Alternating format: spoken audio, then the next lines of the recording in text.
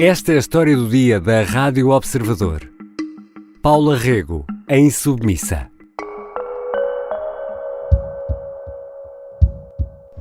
Maria Paula Quaresma Paiva Figueiredo Rego, Willing, sou eu. São muitos os nomes num só nome, dos quais apenas 2 ficaram para a história. Paula Rego. Aqui ouvimos-la em entrevista à TVI, uma figura maior da arte e da cultura portuguesas, mas que teve de sair do país para alcançar o reconhecimento. Paula Rego morreu em Londres aos 87 anos esta quarta-feira, 8 de junho de 2022. A pintora portuguesa é um nome com projeção internacional. Como chegou a este patamar? E como ficará na história da arte? Hoje vou conversar com o editor de cultura do Observador, Tiago Pereira.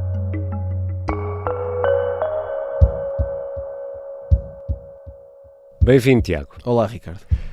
Vamos ser aquilo que Paula Rego não foi. Vamos ser aqui certinhos. Isso vai ser difícil. No alinhamento, começar pela vida antes de irmos à obra. Paula Rego, Tiago Pereira, nasceu em Lisboa. Nasceu em Lisboa. Este é um daqueles detalhes que se calhar não nos lembramos. Acho que se calhar evitamos pensar nisso, ou o nosso subconsciente faz com que não pensemos nisso, que é, eventualmente, Paula Rego terá nascido um dia, não é? Parece que há uma memória coletiva que Paula Rego esteve obrigatoriamente Exatamente. no meio de nós sempre, mesmo quando nós não estávamos cá, de alguma forma. Mas nasceu em janeiro de 1935, no dia 26, em Lisboa, e nasceu numa família republicana e liberal, e são expressões e são frases que aparecem muitas vezes nas notas biográficas, quando as pessoas eventualmente... Quando queremos recordar as pessoas ou recordar um traço biográfico, mas aqui tem importância fulcral este lado de republicano e liberal. Este aspecto, eu acho que podemos chamar-lhe a filosofia da família, teve depois uma influência decisiva naquilo que viria a acontecer depois na vida de Paula Rego. Seguindo essa lógica biográfica, estudou num colégio inglês, em Carcavelos. St. Julian's. Exatamente, e seguiu ainda muito jovem para Londres.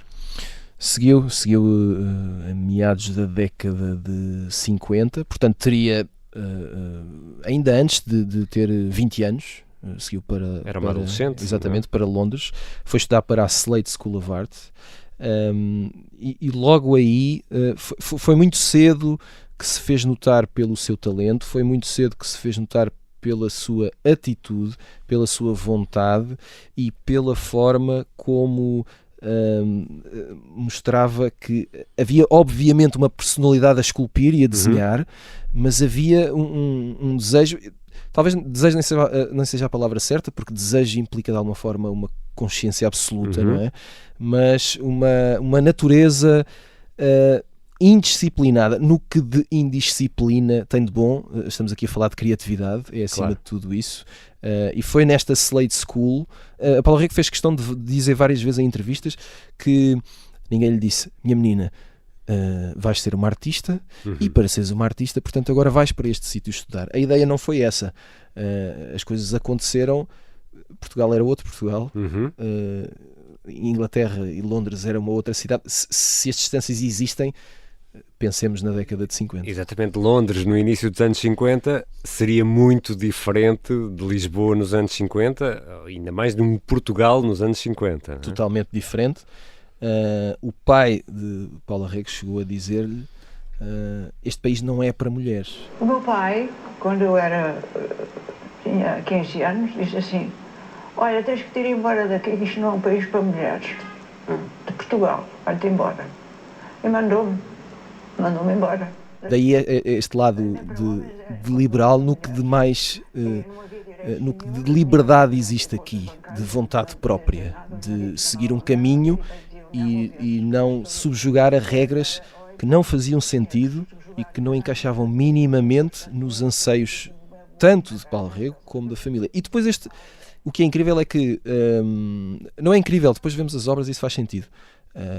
Paula Rego sai de Portugal, vai estudar para Londres, faz a sua vida, ou boa parte da sua vida, não só em Londres, haveria de fazer também em Portugal, mas boa parte dessa vida é feita em Londres, mas a obra há de espelhar muito daquilo que de Portugal ela levou e continuou a marcá-la. Uma imagem muito...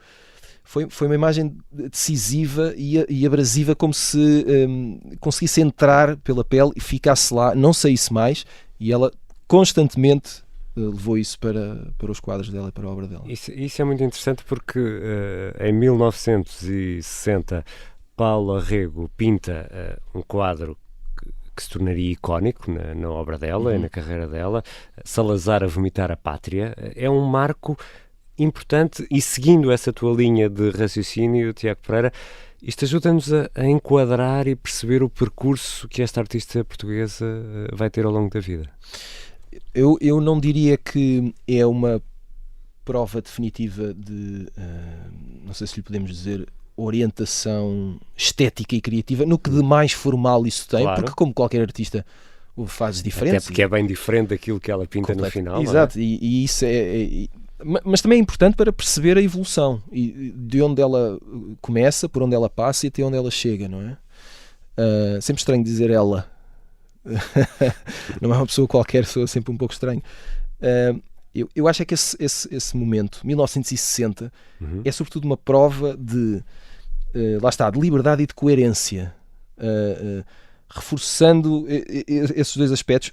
Quadro feito em 1960, recusado em galerias inglesas, exposto em Portugal no início da década de 70, antes do 25 de Abril, apesar da mudança de nome. Teve ali uma pequena Teve um trabalho nuance, de maquilhagem para o que é obviamente compreensível. A palavra, não é? o nome Salazar não aparecia. Não é? Sim, trocado por S, um verbo que de repente se transforma em inglês, mas o essencial estava lá, que era indicar uma visceralidade impressionante. E eu acho que a palavra visceral depois há de ser permanente na obra da Paula Rego.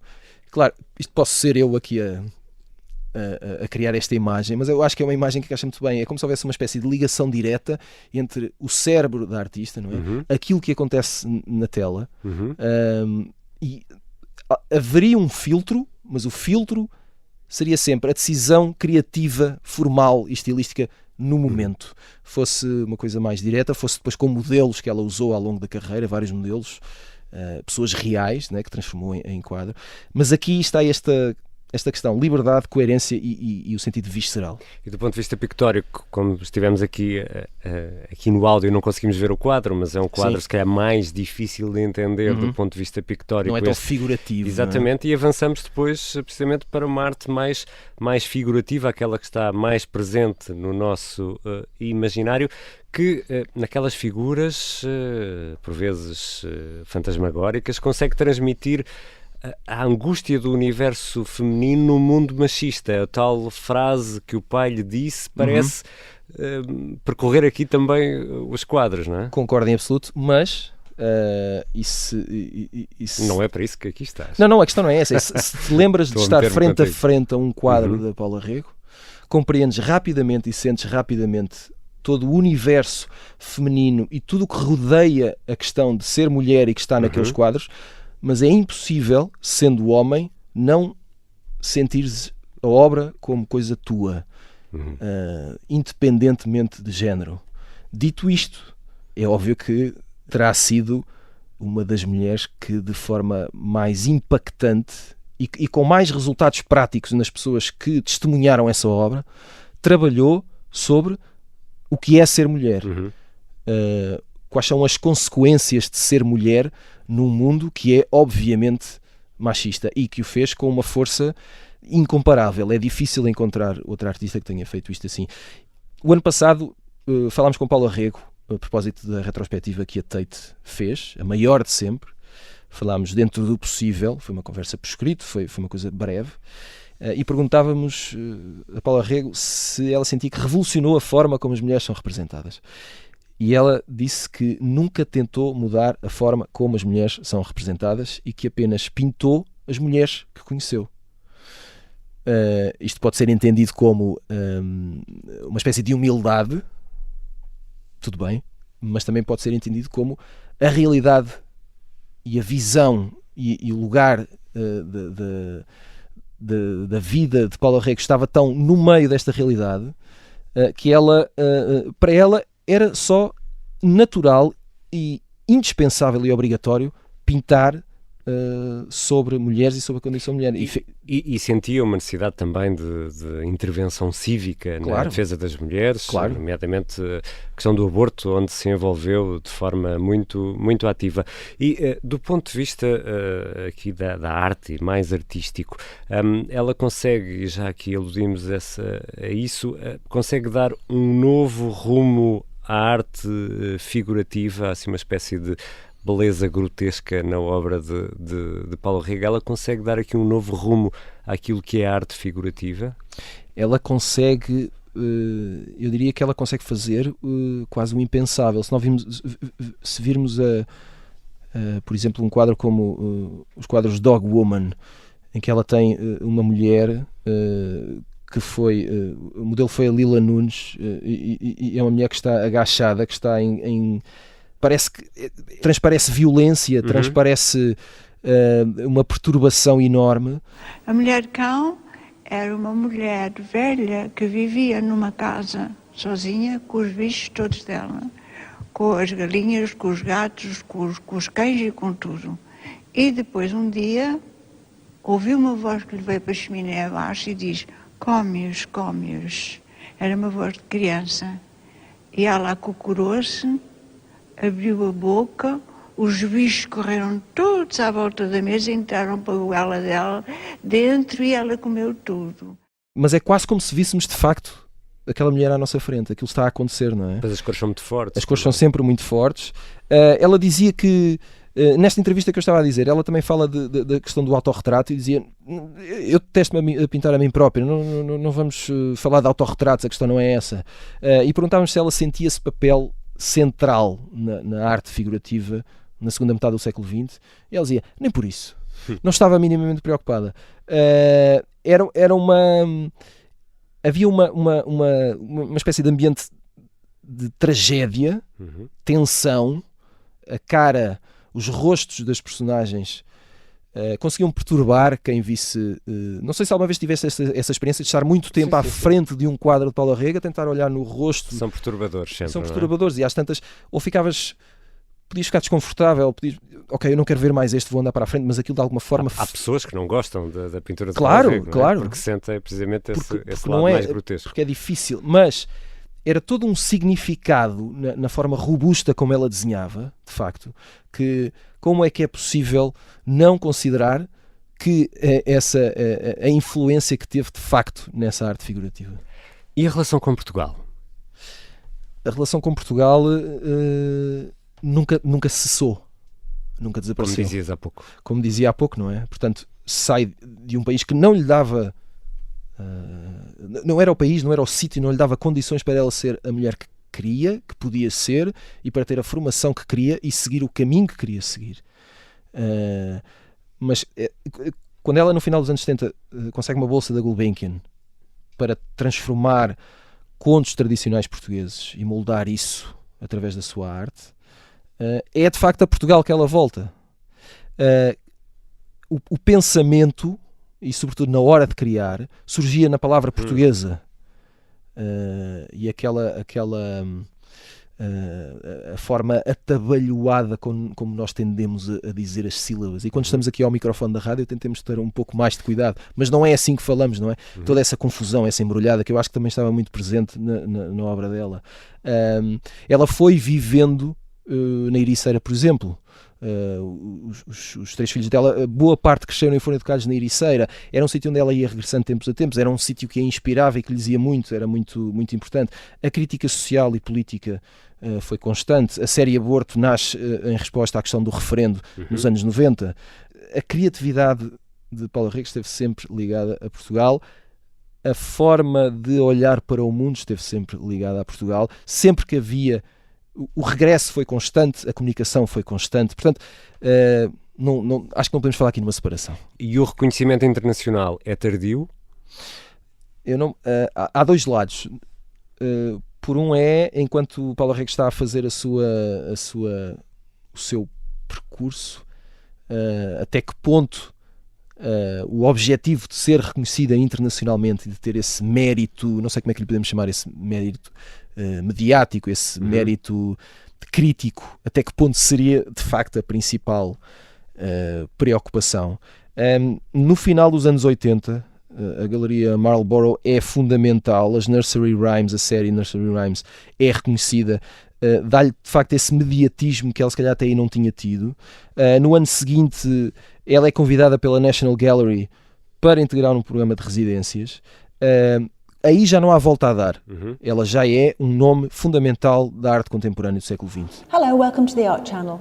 In this film, Joshua and myself are at Tate Britain in London looking at a retrospective on Paula Rego. Rego is primarily a painter, and her work is characterized by a magical realism, drawing on fairy tales, stories, novels, and also art history.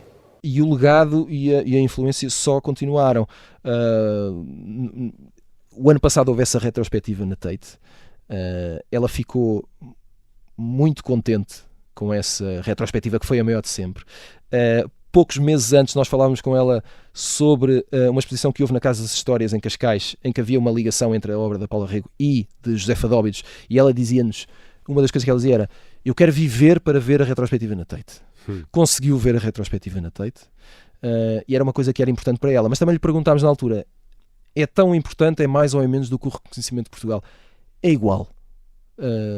Era uma questão artística, não é? Não era uma questão de nacionalismo. E também, convenhamos, uma retrospectiva na Tate é uma retrospectiva para o mundo inteiro ver. Claro, tem uma importância gigante.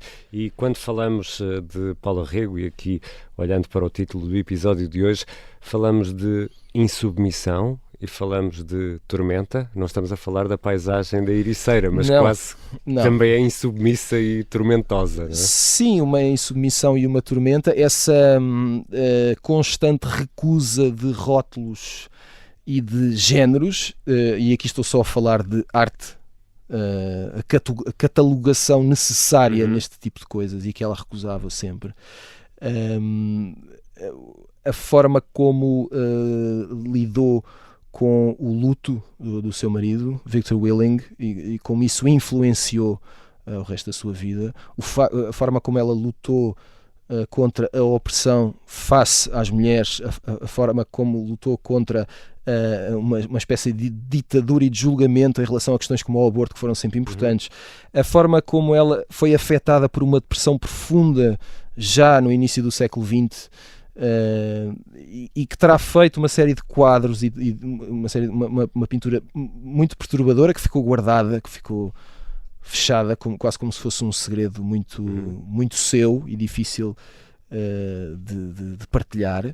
Mas depois havia sempre um outro lado, havia sempre uma espécie de lado eternamente criança, uma espécie de inocência desconcertante, e que eu acho que nos faz pensar sempre que víamos ou ouvíamos a Paula Rego ou a obra dela, ficávamos, eu acho que era muito imediato pensar: quem me dera chegar a esta altura, ou ter este conhecimento, esta experiência de vida, e manter esta inocência de querer estar constantemente a descobrir. Ela fez aquela pintura O Anjo, que é muito conhecida, uma mulher com uma espada na mão. Eu acho que tem um lado tanto de agressividade, mas também de redenção. Obrigado, Tiago. Obrigado. Tiago Pereira é editor de cultura e presença assídua na Rádio Observador. Podemos ouvi-lo no Lado Bom da Vida, no Pop-Up e no Isto Não Passa na Rádio. Esta foi a História do Dia. Neste episódio, ouvimos sons de entrevistas de Paula Rego à RTP e à TVI. Participaram ainda neste episódio o jornalista João Santos Duarte e o sonoplasta Diogo Casinha. A música do genérico é do João Ribeiro. Eu sou o Ricardo Conceição. A História do Dia regressa na próxima segunda-feira 13, porque esta sexta é feriado.